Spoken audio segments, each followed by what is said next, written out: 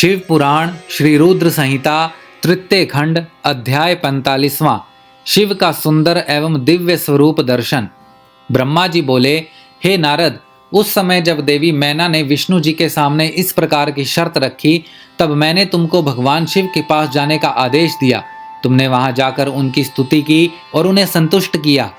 तब तुम्हारी बात मानकर तथा देवताओं का कार्य सिद्ध करने की इच्छा से भगवान शिव ने प्रसन्नता पूर्वक अद्भुत, उत्तम एवं दिव्य रूप धारण कर लिया।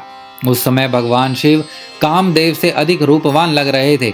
उनके सुंदर रूप लावण्य को देखकर तुम प्रसन्न होते हुए तुरंत देवी मैना के पास उन्हें यह शुभ समाचार देने के लिए चले गए।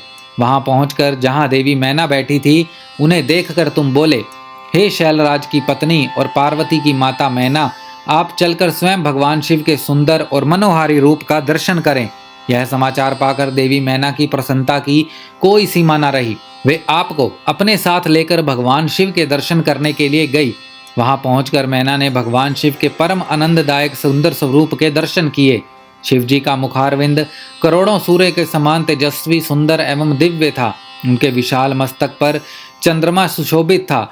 सूर्य ने उनके सिर पर छत्र धारण कर रखा था। भगवान शिव प्रसन्न मुद्रा में थे। वे ललित लावण्य से युक्त मनोहर गौरवर्ण चंद्रलेखा से अलंकृत होकर बिजली की भांति चमक रहे थे। विष्णु सहित सभी देवता एवं ऋषि मुनि उनकी प्रेम पूर्वक सेवा कर रहे थे। उनके शरीर पर दिव्य अलौकिक सुंदर वस्त्र व आभूषण शोभा पा रहे थे। गंगा और यमुना चवर झुला रही थी और अणिमा आदि आठों सिद्धियां मुग्ध होकर नाच गा रही थी। इस प्रकार भगवान शंकर के सुंदर एवं दिव्य रूप धारण करके बारात लेकर हिमालय के घर की ओर आ रहे थे। उनके साथ साथ मैं, विष्णु जी तथा देवराज इंद्र भी विभूषित होकर चल रहे थे। उनके पीछे पीछे सुंदर एवं अनेकों रूप वाले गण, सिद्ध, मुनि व समस्त देवता जय जयकार करते हुए चल रहे थे। समस्त देवता इस विवाह को देखने के लिए बड़े ही उत्कंठित थे और अपने परिवार के साथ शिव जी के विवाह में सम्मिलित होने के लिए आए थे। विश्व वसु आदि गंधर्व व सुंदर अप्सराएं भगवान शिव के यश का गान करते हुए चल रहे थे। भगवान शिव के गिरिराज हिमालय के द्वार पर पधारते ही वहां महान उत्सव होने लगा।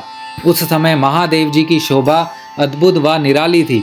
उनका सुंदर विलक्षण रूप देखकर पल भर के लिए मैना चित्र लिखित सी होकर रह गई। फिर प्रसन्नता पूर्वक बोली, हे देवादिदेव महेश्वर शिव जी, मेरी पुत्री पार्वती धन्य है, जिसने घोर तपस्या करके आपको प्रसन्न किया। मेरा सौभाग्य है कि परम कल्याणकारी भगवान सदाशिव आज मेरे घर पधारे हैं। भगवान, मैं अक्षम्य अपराध कर बैठी हूँ। मैंने आपकी बहुत निंदा की है। प्रभु, मैं आपसे दोनों हाथ जोड़कर क्षमा याचना करती हूँ। कृपा कर मेरी भूल क्षमा करें और मुझ पर प्रसन्न हो जाएं। इस प्रकार चंद्रमौली भगवान शिव की स्तुति करती हुई शैल प्रिया मैना लज्जित होते हुए नतमस्तक हो गई। उस समय पूर्ववासिनी स्त्रियां सभी घर के कामों को छोड़कर बाहर आकर भगवान शिव के दर्शन की लालसा लेकर उन्हें देखने का प्रयत्न करने लगी। चक्की पीसने वाली ने चक्की छोड़ दी। पति की सेवा में लगी हुई पत्नी पति की सेवा छोड़कर भाग गई। कोई तो दूध पीते हुए बच्चे को छोड़कर भाग आई।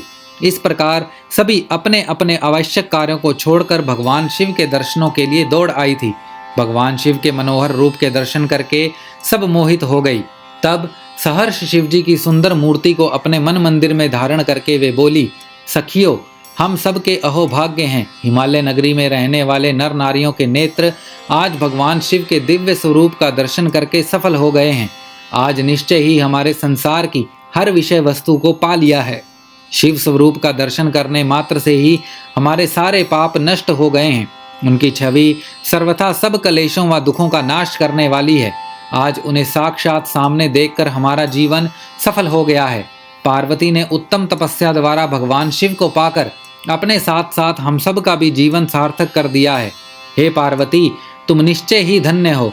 तुम पर ब्रह्म परमेश्वर भगवान शिव की अर्धांगिनी बनकर इस जगत को सुशोभित करोगी। यदि विधाता पार्वती शिव का इस प्रकार मेल न कराते तो निश्चय ही उनका सारा परिश्रम निष्फल हो जाता। आज शिव शिवा की इस युगल जोड़ी को साथ देखकर हमारे सारे कार्य सार्थक हो गए हैं। आज वाकई हम सब इनके उत्तम दर्शनों से धन्य हो गए हैं। इस प्रकार कहकर पूर्ववासिनी स्त्रियां अक्षत, कुमकुम और चंदन से शिवजी का पूजन करने लगी तथा प्रसन्नता पूर्वक उन पर खीलों की वर्षा करने लगी।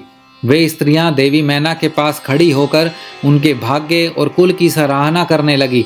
उनके मुख से इस प्रकार शुभ व मंगलकारी बातें सुनकर सभी देवताओं को बहुत प्रसन्नता हुई। श्री रुद्र संहिता तृतीय खंड अध्याय 45वां समाप्त।